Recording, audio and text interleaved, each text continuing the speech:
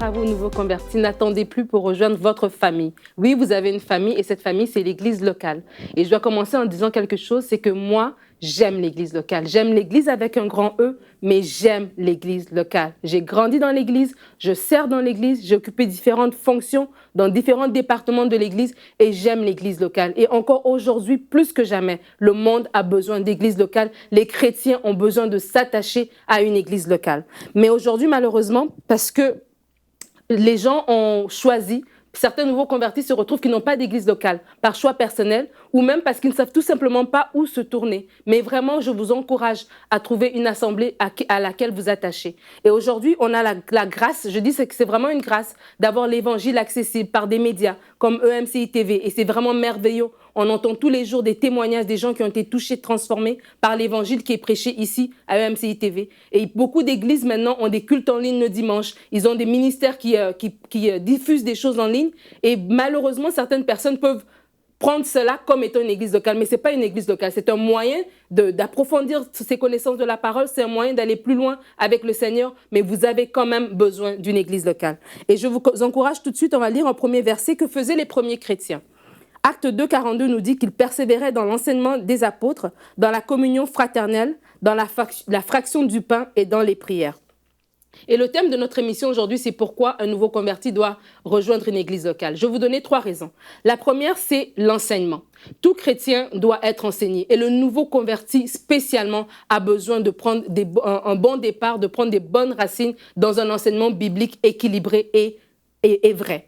Et on le voit, Jésus qui dit que l'homme ne vivra pas de pain seulement, mais que de toute parole qui sort de la bouche de Dieu. Et vraiment, l'enseignement, c'est notre nourriture spirituelle. Pour grandir, il faut être nourri. Et on se nourrit de la parole de Dieu. Et donc, il est primordial d'être bien enseigné. Je dirais que l'enseignement, c'est comme un gouvernail d'un bateau. S'il tangue, même le plus beau bateau, avec le capitaine le mieux intentionné, ira à la dérive. Donc, c'est important d'avoir des enseignements bibliques véridiques pour nous enseigner, pour que nous puissions grandir et surtout que nous puissions porter des fruits qui perdurent. Alors, quand vous écoutez des messages en ligne et que vous n'avez pas d'église locale et que vraiment la source exclusive de votre enseignement, c'est les messages en ligne, je dirais que vous êtes un peu comme quelqu'un qui va au restaurant. Vous allez toujours aller vers des choses qui vous plaisent. Quand on va au restaurant, on ne va pas prendre des légumes si on n'aime pas les légumes. On ne prendra pas du poisson si on n'aime pas les poissons. On va prendre ce qu'on aime. Et de la même manière, si on n'écoute que des messages en ligne, on va écouter des choses qui plaisent à notre chair ou des choses qu'on pense qu'on a besoin. Mais quand on va à l'église locale, ce n'est pas nous qui dictons au pasteur ce qu'il doit prêcher. Alors, on est dans l'église, on ne peut pas se lever en plein milieu du culte parce que le message ne nous plaît pas. On écoute le message dans son entièreté. Et parce que l'église prêche des messages qui représente toute l'entièreté de la Bible, on se retrouve à écouter toute l'entièreté de la Bible, donc on est nourri de manière équilibrée. Et c'est vraiment très, très important. Parce que quand on va à l'église, on écoute des messages qui nous encouragent, c'est bien, mais on doit aussi écouter des messages qui vont nous inspirer et même nous corriger. C'est très important. La deuxième chose, c'est la communion fraternelle. C'est important, j'ai dit en début de rubrique, que l'église est notre famille.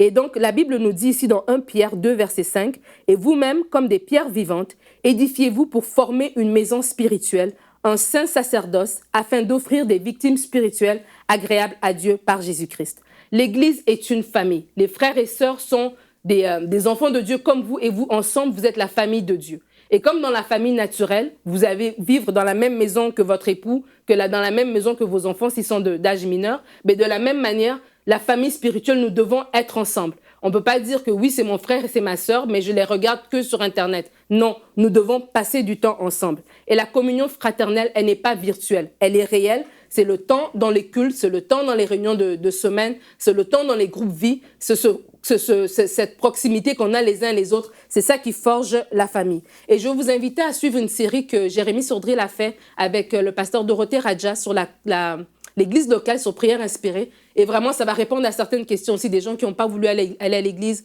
parce qu'ils ont été blessés, etc. Je vous encourage vraiment à suivre cette émission.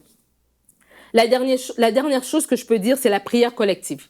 Ça aussi, c'est un avantage pourquoi un nouveau converti doit s'attacher à une église. La Bible dit, car là, 2 ou 3 sont assemblés à mon nom, je suis au milieu d'eux. Et la prière individuelle, elle est superbe, mais la prière de groupe est très puissante. Et quand on est un nouveau converti, on manque encore de racines, on apprend encore des choses du combat spirituel, des réalités spirituelles qu'on ne connaît pas. Et c'est bien d'avoir des frères et sœurs qui peuvent nous soutenir dans la prière. Parce que quand on est nouvellement converti, vous revenez au Seigneur et peut-être il y a des choses dans votre vie, dans votre famille, que vous ne voyez pas, vos yeux étaient voilés. Mais maintenant que vous êtes dans le Seigneur, les écailles sont tombées, il y a des réalités, des liens, des choses que vous remarquez que vous avez besoin d'aller dans la prière. Et vous allez le faire avec des frères et des sœurs qui sont plus matures que vous, qui connaissent déjà, qui sont déjà avancés dans les choses de Dieu pour vous soutenir par la prière et dans la prière. Alors, je vous encourage aujourd'hui, nouveaux convertis, n'attendez plus et rejoignez votre famille. Retrouvez la suite de ce programme dans l'émission Bonjour chez vous sur ENCI TV.